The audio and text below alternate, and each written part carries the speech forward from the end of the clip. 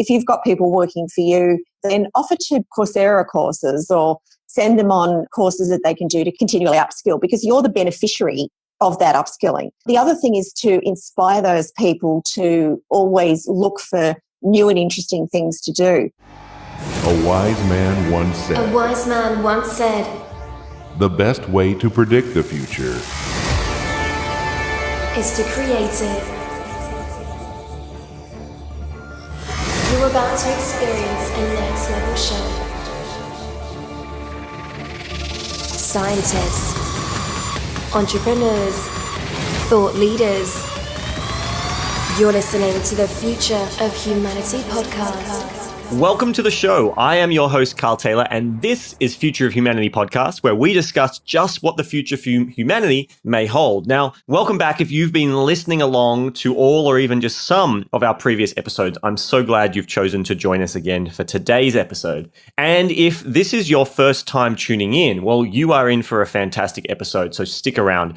And after listening to this one, I highly encourage you to go back to some of our previous episodes where we've covered a broad range of topics and spoken to amazing individuals who are creating yours and my future. So you do want to check those out. Today, however, we are joined by an incredible woman who I've had the privilege to know since about 2012. Her name is Fiona Anson, and Fiona is the co-founder and co-CEO of JobGetter. And JobGetter is Australia's premier job seeker-focused jobs marketplace. They're also in the middle of a soft launch in the US, and they'll be launching soon in New Zealand. The reason I invited Fiona to join me for this episode is because JobGetter is also Australia's leader in workforce data and analytics, and they regularly are consulting to education, industry, government, and communities as to what's happening in the world of work, the changing future of work, and just what's needed to get and keep people in jobs, which kind of drives economies globally in the current system that we live in.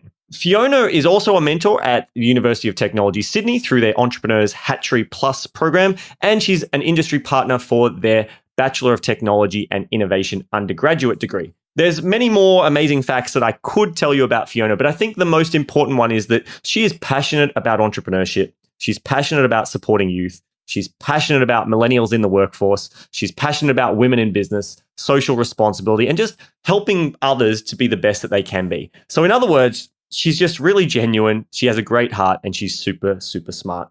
In this episode, we discuss if the robots are really coming for all of our jobs. We discuss the impact of technology in the workforce and what skills the workforce of the future is going to need to have. And where can we learn these skills? And that's just a very small part of what today's episode is all about. It's all about, ultimately, what is the future of work going to look like? So let's get started. So thank you so much for joining us, Fiona. I'm excited to have you here. My first kind of question is, I noticed that you, the co-CEO of JobGetter, and that's really interesting because that's not a standard thing. I mean, I know that there's a number of companies that do this, but it's not a regular approach to business to have a co-CEO. Talk to me about this. How did that come about? Yeah, look, it's not typical, and it's interesting. We've had a number of people question whether or not that's even possible, and certainly it is for us. So when we started our business 7 and a bit years ago, it was always on the basis that everything was equal and that we both had, I guess, a very similar way of operating and a way that we knew that we could drive the business together. So we don't pull rank on one another. We've both decided that we are co-CEOs and works for us. I know that the guys that head up Atlassian, so Mike Cannon-Brooks and Scott Farquhar, are also co-CEOs of Atlassian. And there's another couple of organisations that I know of that do the same thing. And whilst it's not typical, if it works, there's nothing wrong with it. If you've got a partnership where you understand that you're both on the same page, you can, make decisions together without conflict, then you just need to do what works. And so for us, it works really well. And I'm guessing you have like a clear delineation between what you make decisions on, or is it kind of just up for grabs? No, look, it's pretty much we make decisions together, but both of us, because we understand each other so well and because we work well, we know that if I'm not around or Ali's not around and a decision needs to be made, both of us know that the decision will be made in the best interest of the business. And so I'm comfortable for her to make a decision if she needs to. She's comfortable for me to make one. And, it just works. Fantastic. No, I love that. And I mean, that's probably a great segue into our topic where we're talking about the future of work. You know, your company, JobGetter, I know your mandate is to turn job seekers into job getters and help people get into the work that they want. But you're a leader in workforce data and analytics, and you consult to education, industry, government about what work is and where it's going. So talk to us. Where is the world of work going? Look, that's a really interesting question. And because none of us have a crystal ball, it's really hard to say with any certainty where work is going to go. And there's a whole bunch of theories out there. You know, the machines are coming and the robots are going to take everything and we're all going to be on universal basic wages. And the only thing that we can go on is the evidence that we see through the analytics and data that we do. So we actually pull workforce data every single day from every publicly available source. And we analyze that data across 220,000 different data points.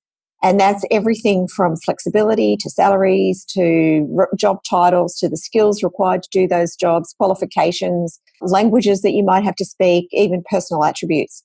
And so we look at all of these different data points and say, what are the trends that we can see? And they're the things we make decisions on. But because we also run a jobs marketplace, we also put the human view on data as well. So whilst there's a lot of discussion around, the rise of the machines and that everybody is going to lose their job to automation, what we have to remember is that we are still in control at this point in time anyway and for the foreseeable future. Whether or not we want automation to affect every part of our life is something that is still very much in our control. So I think the future of work, to generalize, is going to be very much technology based.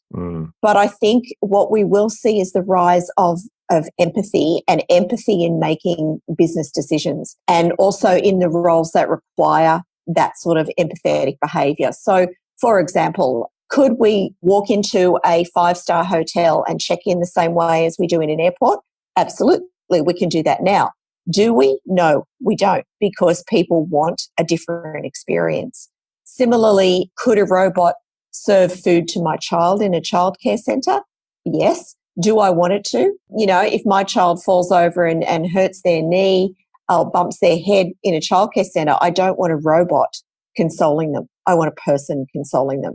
So I think we have to remember that we still have a lot of control over what's going to happen in the workplace, and that I think there will be a real division between the empathetic roles and the human-centered roles and then the machine-based, automated roles as we move forward. I'm really glad you said that, because it's something I've thought about a number of times is there is a lot of technology already in existence today that could automate out a lot of jobs. And at the end of the day, it's up to us and whether we choose. And the market, I think a lot of people, when they're having this discussion around will this happen or won't it happen, they look at it purely from a technology standpoint and they don't take into account the human psychology of it. I mean, a perfect example I think about is the Google Glass. That came out, it was amazing technology, but the market rejected it. They didn't like it. I think that that's really important for us all to remember, that in all of these things, we have a choice as to whether we accept it. I do wonder, though, over multiple generations, while we might go, we don't want that to happen. I don't want my child being consoled by a robot. I wonder if after multiple generations of this being around, will the public sentiment change and they'll actually be okay with that? Carl, that's a really good point. I'm glad you brought that up. It's something that I've thought of certainly as a mother. I've got a 23-year-old son, and there's certain things that he will only do on a technology basis. So, for example, he wouldn't even consider reading a book because he's used an iPad pretty much, from when he can remember. And so I think we do have to ask ourselves those questions. Are we going to get more, and insensitive is not the right word, but are we going to or future generations start to use things that they've only ever known?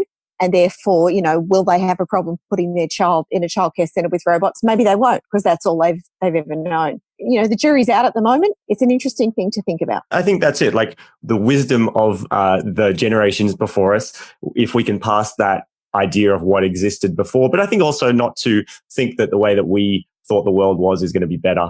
I mean, you gave the example of books. I also think about phone calls. I mean, even my generation, I'm a millennial, and I personally hate phone calls.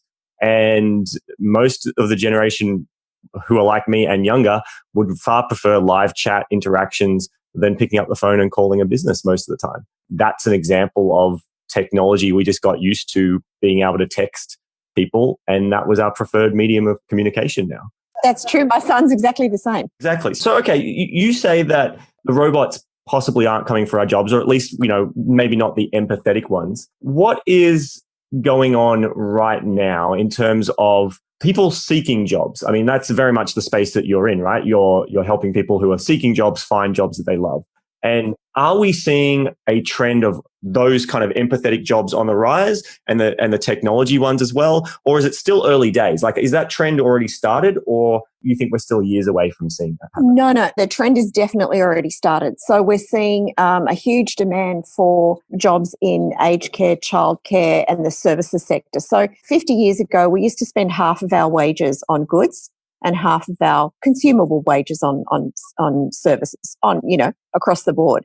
That's totally changed. So it's now 70% of our consumable income in Australia goes towards services and only 30% going towards goods. And so not only have we got automation taking over things like the automating of the delivery of goods, but we've got this trend to seeing people absorbing services in record numbers. And then when you add to that things like the aging population and, a mini baby boom that we've had recently, and people having to cope with an incredibly high cost of living in Australia, especially in Sydney, where, when you have children, typically parents will go back to work because they still have to, then the demand for those sorts of services is growing. So you've got the trends plus the growth because of the demographics, which makes it really difficult. We are seeing a huge influx of the need for service-based jobs, and that's everything from retail, hospitality, aged care, childcare, as I've said, those sorts of services. But we are not seeing the demand from the job seeker side for those particular jobs. What we are seeing is a demand for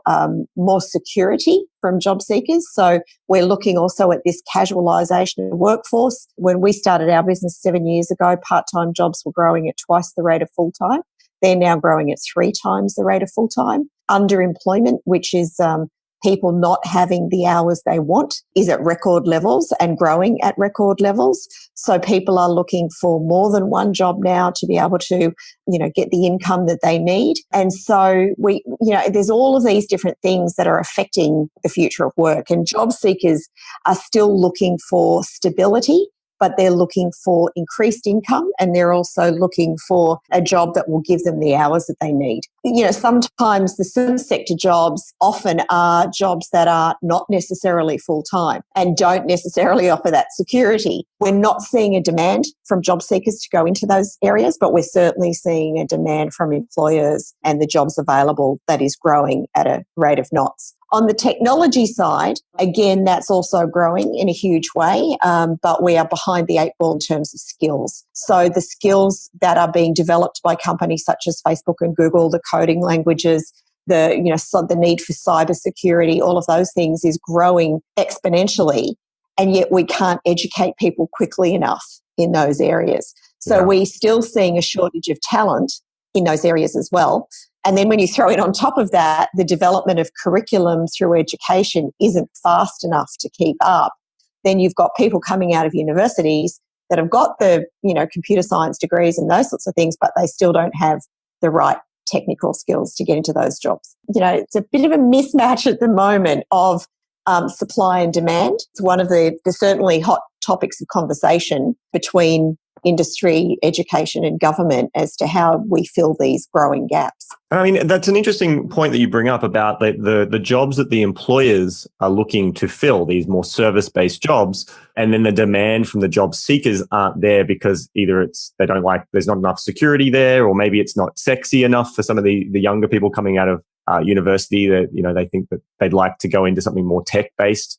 That's really interesting. And so if we think about that challenge, I mean, as a business owner myself, if I'm struggling to get people to work, I'm going to turn to automation. I'm going to turn to different ways to fill those roles. I mean, obviously I can look at globally and leveraging the global workforce, but I am going to turn, maybe that's because I'm a techie, but I'm going to turn to automation, which is interesting though, because then as we just talked about, the market may not want automation in those more service-based roles. I can see this potentially leading us to an interesting situation. So I mean, what can we do as for business owners? And there's a number of business owners who listen to this podcast. We're pretty popular with the entrepreneur crowd. So if you're a business owner out there listening, especially in the service-based industry, what would you suggest we do to better make the jobs that we're offering attractive to those job seekers out there in the service space? Yeah, look, it's all about people at the end of the day. And, we talk a lot to employers about why you have to be an employer of choice. For us as employers, one of the things I think we need to offer is the ability for people to see a path. So see continual skills development, certainly in the environment that we're in at the moment where the whole skill thing is becoming, or the whole workforce is becoming skill driven. So if an employer can offer that continuous skill development, so for example, if you've got people working for you, then offer to Coursera courses or send them on courses that they can do to continually upskill, because you're the beneficiary of that upskilling. The other thing is to inspire those people to always look for new and interesting things to do. So, for example, we often will get our team involved in brainstorming about, new features or new concepts or new ways of doing things. And, I think that keeps them really interested in what they're doing here in a workplace, rather than saying, you sit down, you do the same thing day in, day out, and you should be grateful that you've got, a salary. I think people are looking for more than that now. And certainly, Carl, the millennial generation, your generation, they are more savvy than they've ever been. They're more informed than any generation before them. And they're super, super smart, looking for that level of fulfillment. If there's a war for talent, which is a common phrase that's thrown around in the recruitment and HR sectors, there's a war for talent. It's always been the sort of the idea that companies are fighting for people, but it's changed, and the people have won the war. They're the ones that will say, actually, I want to work for that company because I believe in its social values, I believe in what it can offer me, I believe in the career path, I believe in the stability, I believe in the goal of the organisation, and I'm part of that. And that's what I think we need to offer. The best people, we need to have the best environments for them. I agree with that. I mean, even in my own business, I've definitely done that. We've spent a lot of effort to make it collaborative. Like I always tell my team all the time that, this is not a dictatorship. You're welcome to challenge any ideas that I have and throw your own ideas in the ring. And I very much try to make it a collaborative environment. And I think that's worked very well for the culture of our company. For a long time, I was the oldest person in my company. So I don't think that's true anymore, but that gives you an indication. I'm 32. So for me to be the oldest person in the company means that we're generally working with younger people. I agree with you that, and definitely I've done the same thing of offering to pay for courses and continuous training. It's not just about, hey, you did your course and you're done. It's like, no, we need to keep educating. In fact, I would argue, and I don't know if you agree with this, but a lot of the time I think the people who come out of university, college, wherever they've come from with their tertiary piece of paper, I just want them to throw away all that information and I want them to unlearn it, to be honest. Most of the time, I feel like what they've learned, at least in my industry, is completely useless. And I need to retrain them from the beginning. Couldn't agree with you more, Carl. Last year we actually did a big survey around education and asked job seekers whether or not they felt it had been relevant and whether or not they felt it was beneficial to them in terms of what they were looking for. And it's really interesting. I mean, there's a lot of discussion in the education sector at the moment around whether or not tertiary qualifications are giving students what employers are looking for.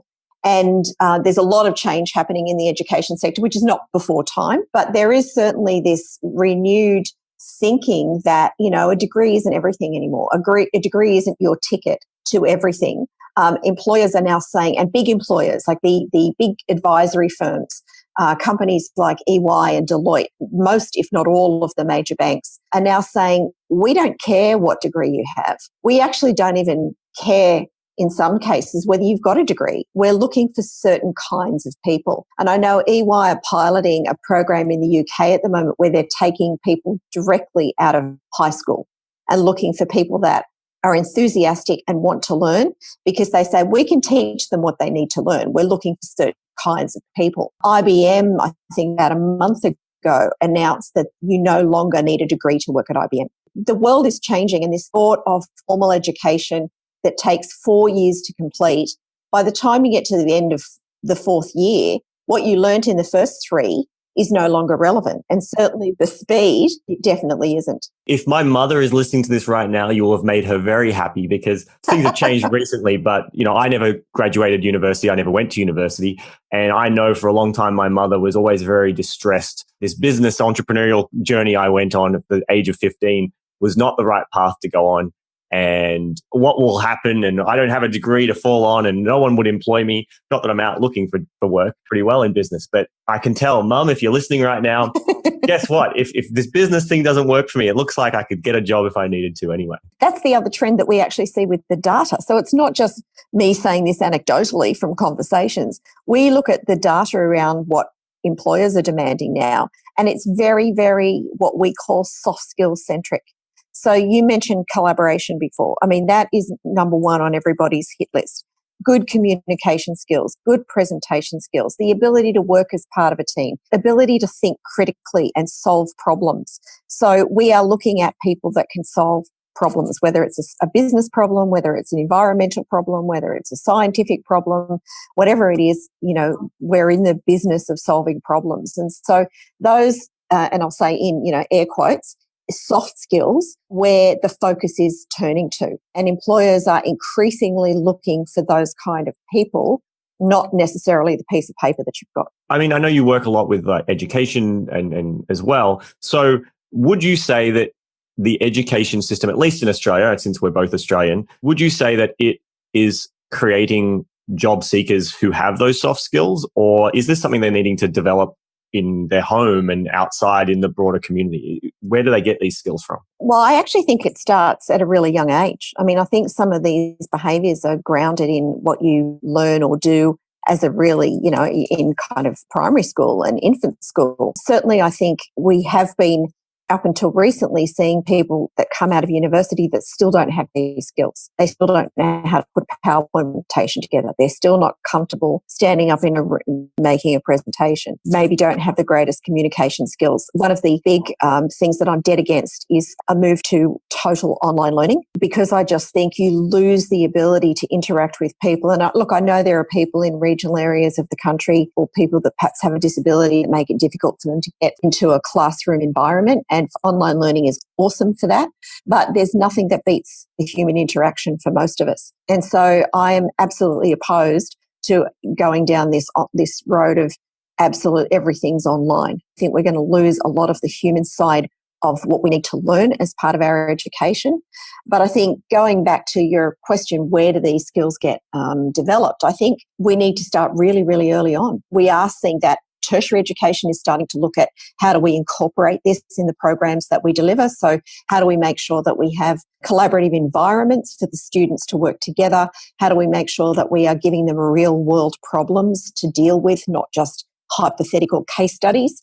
We were recently and still are a partner of UTS in Sydney, the University of Technology, and we partnered with them on a new degree that they've just released called the Bachelor of Technology and Innovation, which is a transdisciplinary degree where they kind of throw students in with real world problems and look at technology and innovation to solve them. It's a phenomenal degree. We worked with their first year students. We basically opened the doors to our business and said, knock yourselves out. And they came up with just some incredible ideas. And these were, as I said, first year university students.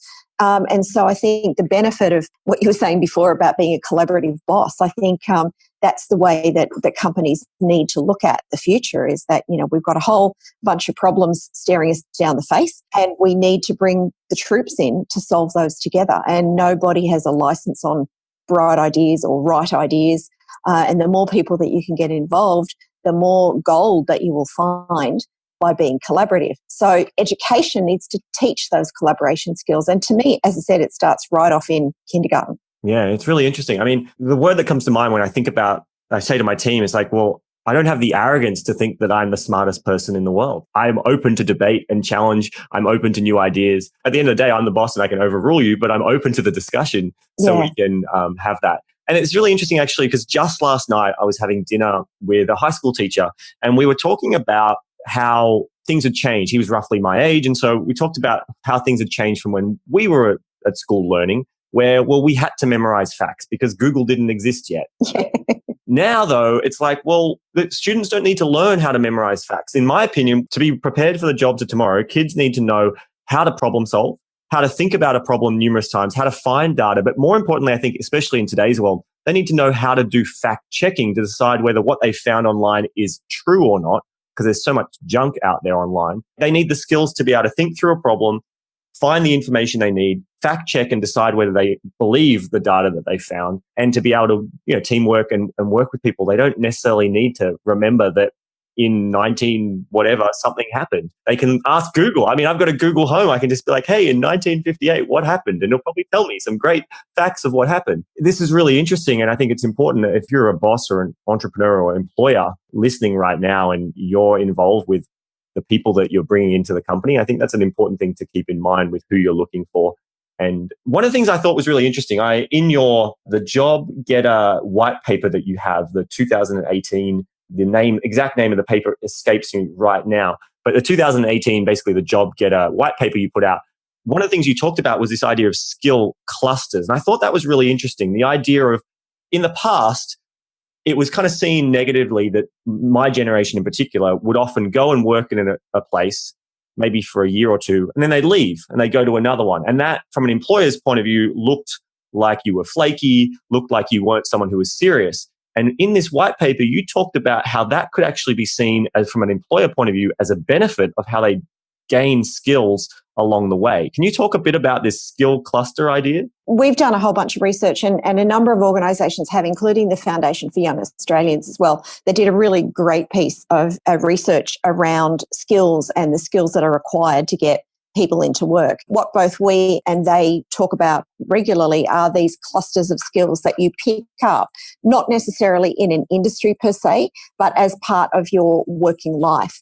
And then they fit into categories. So, for example, the skills to be resilient and adaptable, which are two skills that we see are growing in demand, but also are going to be absolutely necessary as the world speeds up or continues to speed up and get faster. The ability to bounce back from things. So the ability to say, I had this idea yesterday, but today it doesn't apply anymore because something has changed, and not be defeated by the fact that, oh God, nobody liked my great idea. Or the ability to work on a project for 3 months and then someone to turn around and say, actually, we're not doing that anymore. We're going to do this. And to not be then totally overcome going, oh, what a waste of my time. It's about being able to ebb and flow and be adaptable to what's going on all of the time.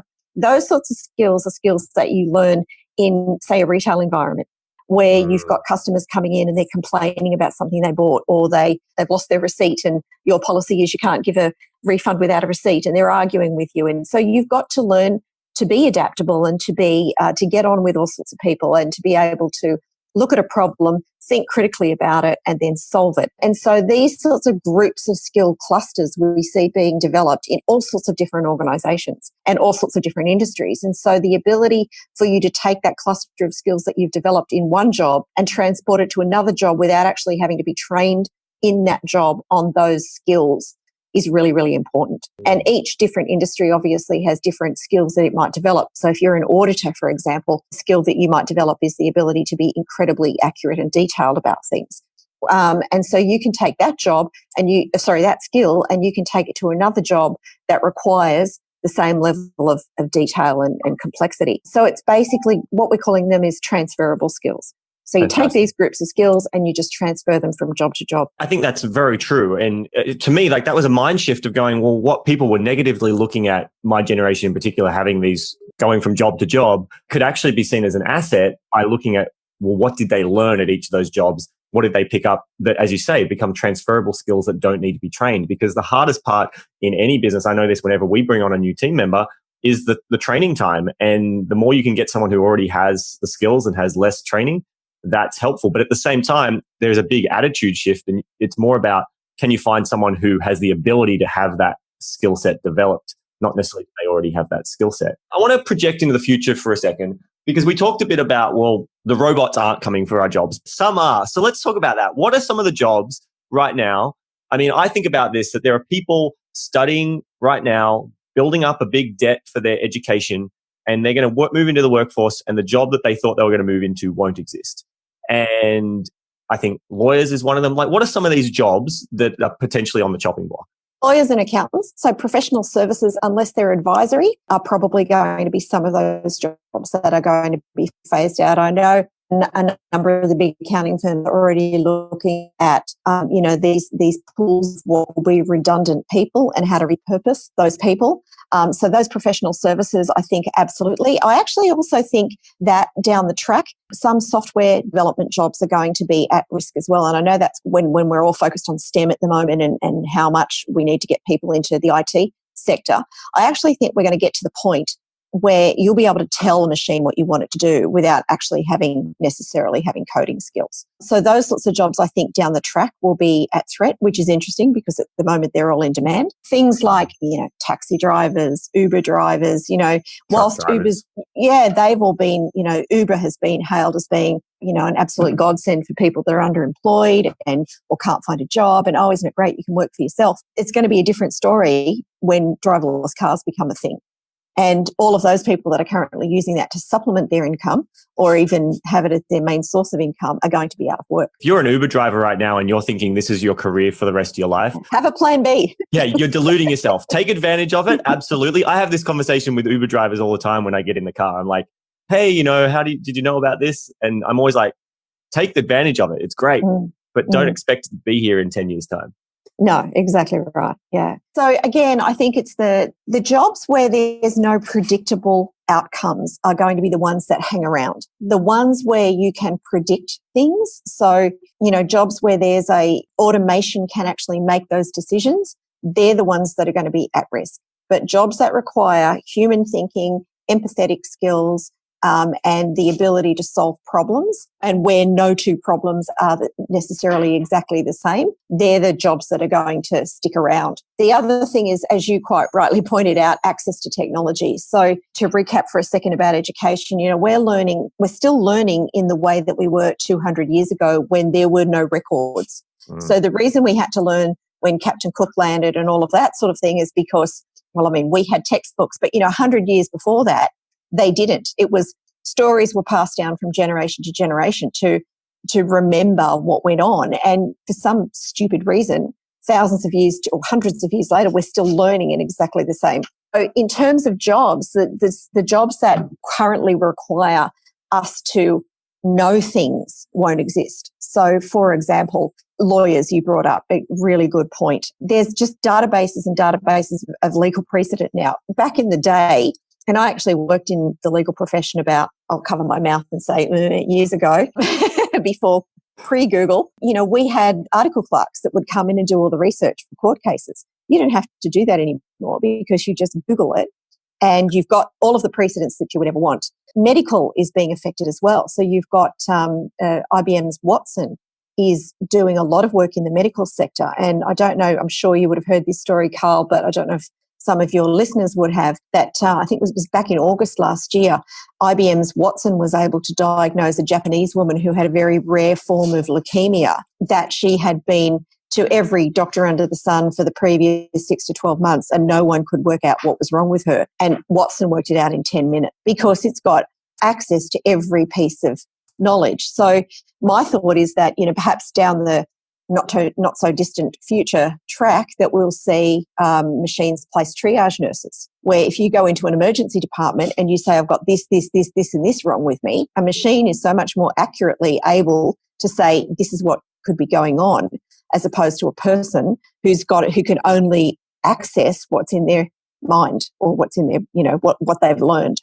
Absolutely. And it's interesting. I think about a lot of these things too. And even with the human side of it, which I agree with you, I think at least in the short term, that's the place where we're not going to be replaced. I mean, if you're very much involved with the elderly but it's something like that, a triage nurse, you would think, well, that needs to have a human to kind of be caring. And yeah, there might be a human who needs to be there to be the emotional support, but they'll be working hand in hand with the AI, the robot that does the harder work. But one of the things I wonder about is if we then combine it with, say, virtual reality and this idea you talked about earlier about not wanting to do education online, well, because that misses the human element. But if VR gets to the level of quality, which it could be 50 years before that happens, but like if it got to that level of quality, that the question I wonder is, what makes a human interaction innately that human interaction? Is it can it be simulated through an online world? Can another human talk to another human through? And then if that happens, well, then it's only a matter of time before a machine can start to convince a human that it's a human interaction. A really interesting, question. And I do think that if we can, and my son got a HTC Vive a couple of weeks ago, and so I was jumping around the lounge room with him fighting, fake aliens. So I've, had kind of an experience with VR, but I do think it's interesting that those technologies can be very enabling. So they are able to enable us to interact where we perhaps aren't in the same room with other humans. And so I definitely think you've got a very valid point that we could use those technologies to have that sort of benefit in those environments. And I do think that there is the potential for those machines to learn and to interact. I see that, is it Sophie or Sophia, that robot, that the head that they've had that has... Yeah, that can talk and it just freaks me out when I look at it. It's just, it's still not quite right. And there is still no, at the risk of sounding a bit herbal, there's still no energy. And a lot of, the communication that we have with other people is nonverbal. It's body language, it's, feelings, call it what you like, but intuition. It's going to be really interesting to see whether or not we can replace. Can we bottle that? Can we simulate? Can we teach that or make a robot do that? Or do we even want it to do that? Well, exactly. I think that's a really important part. And I may have said this on an earlier episode, I can't remember, but I'm always reminded of the quote from Jurassic Park. It's one of my favorite quotes about Dr. Ian Malcolm says, "You are so preoccupied worrying about whether you could, you never stop to think if you should." And I think that that's the case of what we just talked about there. Could we do that? Possibly. And I'm sure scientists will work on it. The question is, will they stop and ask whether they should bother trying to do this? Look, I'm sure there'll be some things that happen that we don't want to, or that, shouldn't or wouldn't if we had more human intervention. I think, everything's a combination of good and bad. We've seen, certainly in my life, seen some amazing technology developments, over, my lifetime. I, just can't fathom how far we've come. And that, devices are just part of our everyday life for everything. So who knows what it's going to be like in another 50 years' time. But I would hope that we still value human interaction. And I go back to your point right at the beginning where you said that your generation doesn't like to talk on the phone. And it's really true. And I think that is something that we have to be mindful of, is that generational change. As things evolve, there will be that behavior changes that come about because technology has enabled it. But I do think that, and who knows, we don't have a crystal ball, but I do think we are a long way off having the machines take over. We're a long way off iRobot. Yes, well, exactly. I mean, I think we'll see trends and we'll see starts of it, but I'm not necessarily a believer of those who say we're going to have like an almost overnight mass unemployment. I think it'll be far more transitional than that. But definitely, if you're a truck driver right now, or an Uber driver, you should be looking at how you're going to upskill, how you're going to make yourself more relevant. And maybe the thing to focus on, guys, if that's you or there's someone in your family right now who potentially is at risk of automation, and frankly, all of us, even me as an entrepreneur, there is a risk for CEOs and all of us to kind of potentially be automated out. Think about the human elements of what you're doing. Can you build those soft skills like Fiona was talking about? And I think this is a good segue because I want to bring it back to talk about JobGetter and what you're doing. We've talked about, the problem that is potentially going to exist.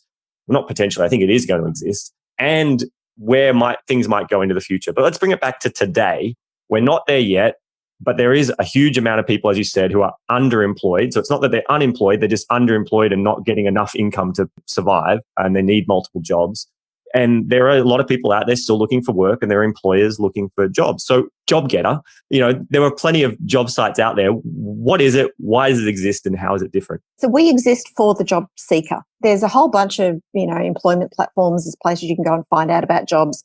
There's, countless and out there, and obviously dominated by some really big players. What we try and do is we keep an eye on the job seeker, or we exist for the job seeker. So because we're on top of the trends, because we know what HR people are looking for or hiring managers are looking for, because we understand the companies that we work with, and because we understand the data around jobs, we can tell a job seeker how to put their best foot forward every single time. Probably about 4 or 5 years ago now, we did a survey of job seekers, which we now run every year, and it's Australia's largest survey of job seekers, and we do it every year. And the first one we did, we asked the question, which we always ask, what's the hardest part of looking for a job? And overwhelmingly, we were told, nobody ever gives me any feedback.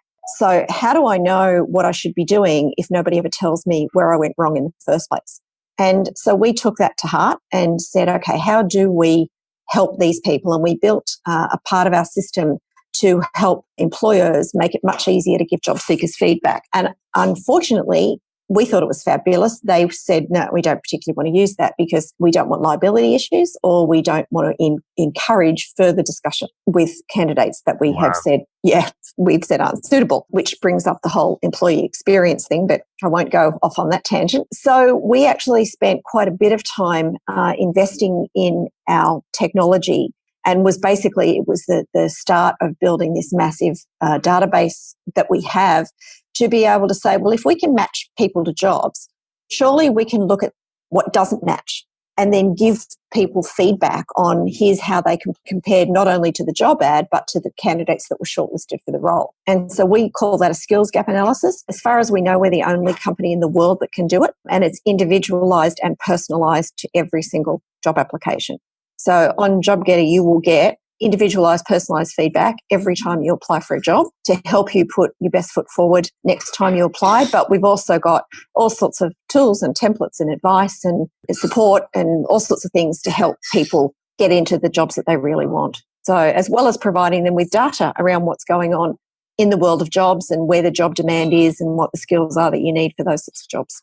That's fantastic. And so you're in Australia. Are you anywhere else in the world yet? Yes, in the US. We've got a program happening in North Carolina at the moment, and then just about to go into New Zealand as well. Fantastic. Well, all you US and New Zealanders listening, make sure you take a look on JobGetter. And obviously, Aussies listening, definitely JobGetter sounds like, if you're looking for a job, sounds like the place to go and start.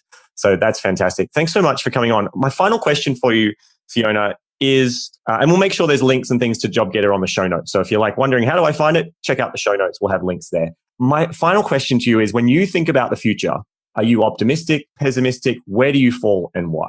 Oh, hugely optimistic. I mean, I just think, as I said earlier, that the generation coming through, I'm so excited about the people that are coming through. Not only are they incredibly savvy, incredibly smart, but they have a social conscience as well. And I think that they're problem solvers. You've only got to look at what's happened in the US with, the unfortunate school shootings, and the way the young people have stood up and said, we are going to make a difference here. We're going to make a change. We see that all the time. I don't buy into the whole millennials are entitled and all that. I just don't buy into it. I just think that we've got huge amounts of potential in this coming generation, or the generation that's kind of coming into the workforce and has been for a few years, is coming in. And I find the world such an exciting place. I mean, there's so many amazing things going on. I think as a whole, we're all more socially conscious than we've ever been as well, which can only be a good thing. I think it's an exciting place. I mean, I don't